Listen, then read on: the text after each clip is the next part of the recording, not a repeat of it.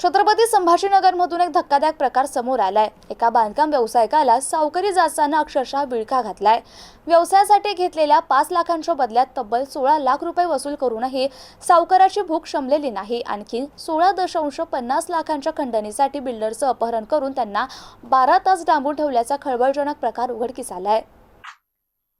हा भयानक प्रकार इंद्रविश्व कन्स्ट्रक्शनचे मालक विश्वजित संजय देशमुख यांच्यासोबत घडला। एप्रिल 2024 मध्ये त्यांनी व्यवसायासाठी 5 लाख रुपये व्याजानं कर्ज घेतलं होतं। अवघ्या 5 महिन्यात त्यांनी व्याजासह 16 लाख रुपये परत केले। मात्र आरोपी लखन साबळे आणि त्यांच्या साथीदारांनी वसुलीचा तगादा थांबवला नाही।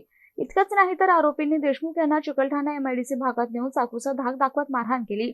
पैसे दिले नाही तर मुलाचं अपहरण करू अशी धमकी देत त्यांच्या कुटुंबालाही दहशतीत ठेवलं। हतबल झालेल्या देशमुख यांना अखेर आपली करंजखेड येथील 2.5 एकर जमीन आरोपींच्या नावावर करून द्यावी लागली। त्या त्रासाला कंटाळून अखेर देशमुख यांनी पुंडलिकनगर पोलीस ठाण्यात धाव घेतली। पोलिसांनी या प्रकरणी राजू ढगे, प्रशांत ढाकणे आणि विकी शिंदे यांच्यासह लखन साबळेवर गुन्हा दाखल केलाय। यातील विकी शिंदे आणि लखन साबळे या दोघांना पोलिसांनी बेड्या ठोकल्यात। न्यायालयानं त्यांना 14 मार्च पर्यंत पोलीस कोठडी सुनावली आहे। या टोळीनं आणखीन कोणाची फसवणूक केली आहे का याचा तपास आता पोलीस करतायत।